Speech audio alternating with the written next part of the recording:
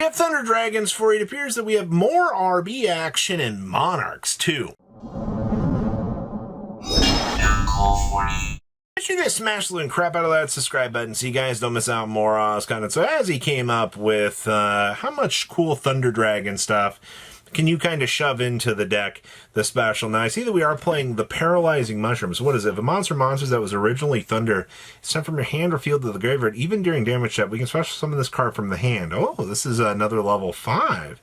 And if a Thunder monster effect is activated in the hand while this card is in the monster zone, we can special summon a Paralyzing token. Alright, it's going to be a level 1 dark with 0 attack, 0 defense. So that's kind of cool. Interesting. So Thunder Dragons are kind of in this weird state of, what can we do with them? What kind of crazy powerful end board can we get access to? I mean, Titan's usually going to be the guy you're going to go to, but he has developed the idea of let's play canine cards within this. Because once again, Joe Cool here goes, all right, cool, this, another level 5. Well, if I use a Thunder Dragon Dark and spin it out of my hand, congratulations. I now have a free Colossus off of a Joe Cool. Same, if I end up with like bulk Thunder Dragons, I can just pitch a Thunder Dragon, rotate a Thunder Dragon into a Colossus. We're kind of getting into some kind of cheesy territory with this, but I don't hate this. I think that Joe Cool has a little bit too much consistency for this deck because it really just kind of turns into free advantage and free Colossus. I also do see we are playing Gazelle Prison and we're actually playing Paradox Fusion. I don't think a lot of people think about actually slapping Paradox Fusion into this deck. But, however, getting access to the Paradox Fusion means that we are going to have a free negate, which is going to be pretty powerful. Next up here. Okay, I see you. So we have another RB list that kind of has been stirring up a little bit of the discussion point. Now, this list has decided to actually play the O-Lion. Now, O-Lion itself, if this is sent to the graveyard, you get to spawn a Mecha Phantom Beast token. It's always been kind of the nice thing about this, but it is a 600. So what if we were to, link it out into a Clockwork Knight? Well, congratulations, you've officially spawned out a token at that stage. Now we can kind of start to go down some of the link fodder that we're going to do. Now, one of the things that this list does play is going to be the Orcust Mech Knight itself, just to be able to toggle into the Galtea, which then gets you access into the World Legacy Crown. This was something that Monarch was previously doing in his list. Now, this is not Monarch's list at all, but this is something that I was a little bit more familiar with from their previous innovations. And I do see that we are just continuously playing one of each of these. Honestly, while the RB cards look very fun, because I know you're going to be like, oh, these are pretty enticing, I kind of want to try these out. No. If you start to play too many of these things, you're going to run into the dead brick syndrome and you're just going to cry. We're also side decking the Vulcan booster, which is interesting. We've also got Operation Test in the side deck, which I think most players have been kind of agreeing on. You just kind of shove this into the side deck. If you need it, you know where it is to pull it out. I also do see that we have the Urgent Schedules in the side deck as well. From everything that I have seen about Urgent Schedule, especially, if the RB has to go second, absolutely slam this on the table, get your free advantage, and go to town. Definitely a list of all time. Ooh, we have some Monarchs here. There have been a lot of talk about Monarchs recently. Like, I am honestly surprised by the amount of people that are kind of walking around right now just kind of talking about Monarchs.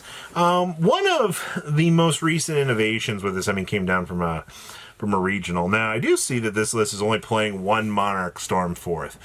That feels kind of weird to me. Everything that I know about Monarch Stormforth usually tells me that I want a couple of these within the deck, because being able to use your opponent's stuff for tribute fodder usually ends up being pretty important. I do see now, because, you know, our cards are now mentioning the original 6 Monarchs, so you kind of got to make some concessions. You're like, all right, which of these old bad boys do I want to be able to call up? So we are playing a Zoborg, we are playing a Caius here.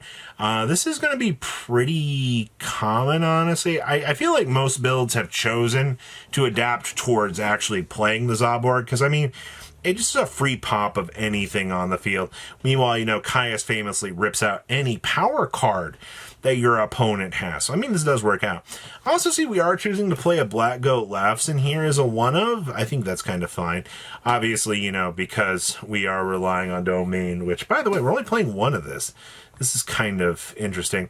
Yeah, this deck has taken a lot of what I would consider would be some of the bare necessities in these lists, and we've kind of cut down on the fat. Not necessarily like the worst thing in the world to do, but it does kind of make you wonder in terms of the deck building design and the awe that comes with this. You know, how much brick power do you need? Also, spell card soul exchange is probably as good as this. The only addition is, you know, this is quick play and this isn't. The good times. Next up here. Oh, well, don't mind if I do. So, Kira loves coming up with some of the most, I would say, off-of-the-wall ideas that you can kind of throw around and get to stick. So what if we took Yummies, which, by the way, Yummy wants to be able to freely use up all of their free bodies to try to do link plays, but not, this build's not actually facilitating any of the link plays. What we are actually trying to do is we're trying to go into some of the Morphtronic cards here and be able to kind of, you know, climb up into certain win conditions and things like that. But my major concern with this, though, looking at this list in this concept of a theory, is as follows. Without the recurability of the Yummy Link monsters, you're not getting direct searches into the field spells. You're basically going to be relying on yourself to have to see these cards, which I understand could be a cool theory, but at the same time, it doesn't really feel like you're getting to the game plan that you need to be. I think it is cool that we can rely on things like Morphtronic Self-On, and, you know, the rest of these level 1 guys to try to put extra bodies on the field and basically try to combo up from there. That seems kind of cool. But I feel like at this stage, you know, we're bulking down too badly on these combo lines that might not work together. But I did want to show this in case somebody does look at the idea at this and somebody goes, oh, there is actually something to this. You know, there is a concept that can be had with this, and I think it is highly possible. Next up here, Primite. You don't say. This is really, really cool.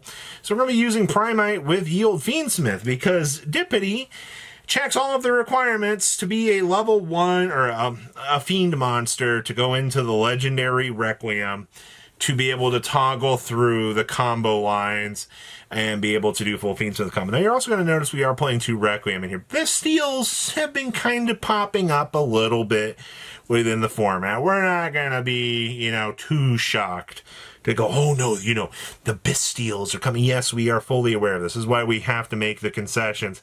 Because if you get screwed by losing a Requiem, you can best bet your butt that your game plan is going to kind of come crawling down, and you're just going to be like, well, that's kind of disappointing. I also do see we are playing a single Drill Beam. We got the Loadly Loads in here. We're also going with triple Book of Eclipse. Hey, man, Book of Eclipse still is one of those massive cards that you can just totally ruin your opponent's entire day by flipping down their whole field. And they're like, well, you know, I don't really have a chance to kind of get some counterplay out of this. It's just, there's not really much you can do. it happens, man. Your opponent just happened to be better than you, you know? Welcome to the counterplay of the counterplay. It actually happens. So what do you guys think about these interesting lists?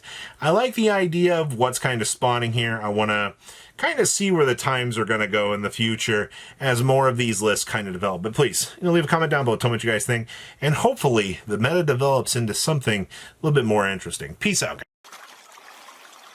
Patrons, thank you.